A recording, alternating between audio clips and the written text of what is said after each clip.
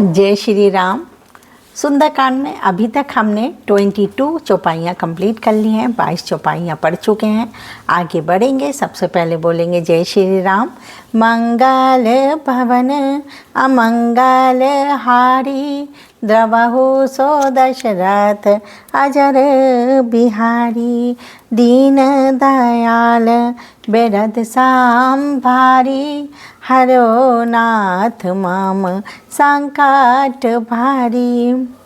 इसमें हनुमान जी रावण को कहते हैं कि तुम रघुनाथ जी की शरण में जाओ, प्रभु तुम्हारे सभी पापों को, सभी दोषों को माफ़ कर देंगे, भुला देंगे और तुम्हें वो अपनी शरण में रख लेंगे। वो दया के सागर हैं, परम कृपालु हैं।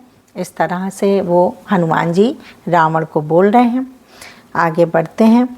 राम चरण पंकज उर धरहूँ, लंका आचल राजू तुम करहूँ।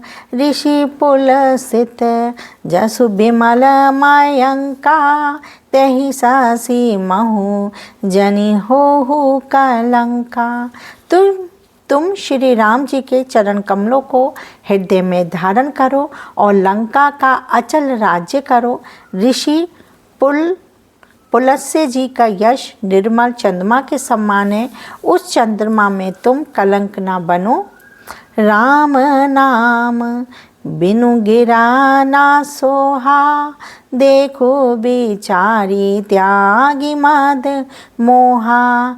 बसनहीन नहीं सोहा सुरारी, सब भूषण भूषित बार नारी। राम नाम के बिना वाणी शोभा नहीं पाती। मद मोह को छोड़ विचार कर देखो हे देवताओं के शत्रु, सब गहनों से सजी हुई सुंदरी स्त्री भी कपड़ों के बिना शोभा नहीं पाती है।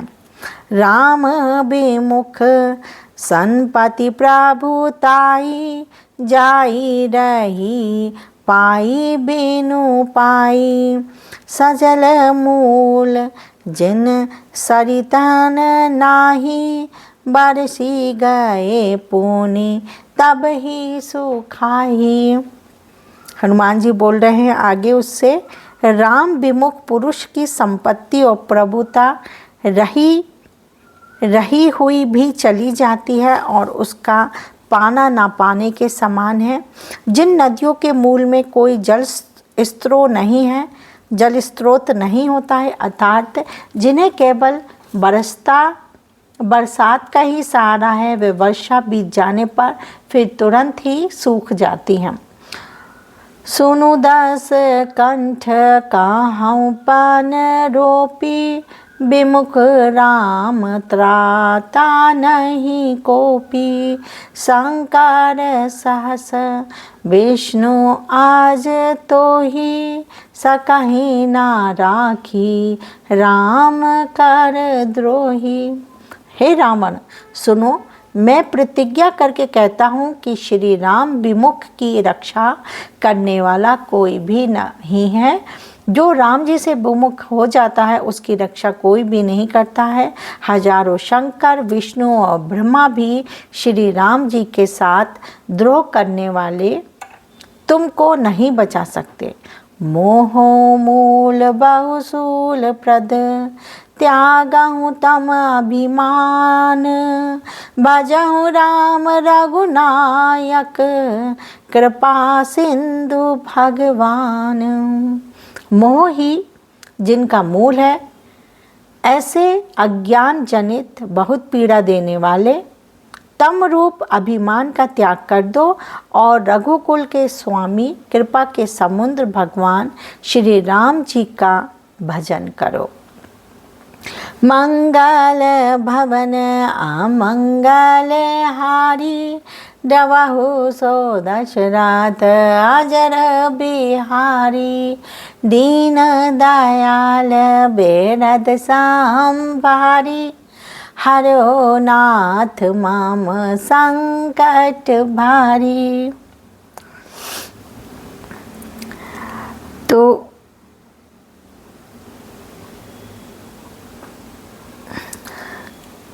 जदपि कहीं कापी अतीत बानी, भागती विवेक बीरति नैसानी। बोला बिहासी महाभिमानी, मिला हम ही कापी गुर बड़ ज्ञानी। देखो रावण क्या बोलता है। यद्यपि हनुमान जी ने भक्ति, ज्ञान, वैराग्य और नीति से सनी हुई बहुत सी हित की वाणी कही, तो भी वह महान अभिमानी रावण बहुत हंसकर व्यंग के साथ बोला कि हमें यह बंदर बड़ा ज्ञानी गुरु मिला है, बड़ा ज्ञानी गुरु मिला गया ये बंदर हमें, ऐसे बोलता है।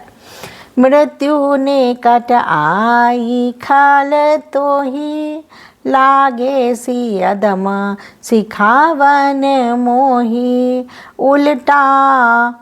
उल्टा हो इही कही हनुमाना, मति भ्रम तोर प्रगट में जाना। रे दुष्ट, तेरी मृत्यु निकट आ गई है, अधम मुझे शिक्षा देने चला है। हनुमान जी ने कहा, इसमें उल्टा ही होगा, अर्थात मृत्यु तेरी निकट आई है, मेरी नहीं। ये तेरा मति भ्रम है, बुद्धि का फेर है, मैंने प्रत्यक्ष जान लिया है। सुनि कापी वचन बहुत खिसियाना, बेगीना हरहूँ मूण कर प्राणा। सुनत निशाचर मारन धाये, सचिवन सहित विभूषण आए। हनुमान जी के वचन सुनकर वह बहुत ही कुपित हो गया, बहुत गुस्सा हो गया और बोला, अरे इस मूर्ख के प्राण शीघ्र ही क्यों नहीं हर लेते। मूर्ख के प्राण शीघ्र ही क्यों नहीं हर लेते। सुनते ही राक्षस उन्हें मारने दौड़े हनुमान जी को। उसी समय मंत्रियों के साथ विभीषण जी वहाँ आ पहुँचे। नाई शीस करीब ने बाहुता, नीति विरोध न मारई दूता। आन दंड कछु करिए गोसाई, सबही कहा मंत्र भल भाई। उन्होंने सिर नवाकर और बहुत विनय करके रावण से कहा कि दूत को मारना नहीं चाहिए, ये नीति के विरुद्ध है। हे गोसाई, नीति के विरुद्ध है मतलब ये पॉलिटिक्स में भी है कि अगर कहीं का दूत होता है, शांति प्रस्ताव लेके जाता है या तो उसे कोई दंड नहीं दिया जाता। वहाँ की प्रजा या वहाँ का राज ये है कि उसे कोई भी कष्ट नहीं दिया जाना चाहिए, पर नीति के वो विरुद्ध होता है। तो वो कह रहे हैं, विभीषण ने कहा कि नीति के विरुद्ध है, इसे मारना नहीं चाहिए। हे गोसाई, कोई दूसरा दंड दिया जाए। सब ने कहा, भाई यह सलाह उत्तम है, क्योंकि दंड इसलिए दिया जा रहा है क्योंकि उसके उपवन को उसने खराब किया था, फलों को, पेड़ों को। तो वो कह रहे हैं कि इसको कोई और दंड दे दो, मारो नहीं। सुनत बेहसी बोला दास कंधर, अंग भांगकारी पठाए बंदर।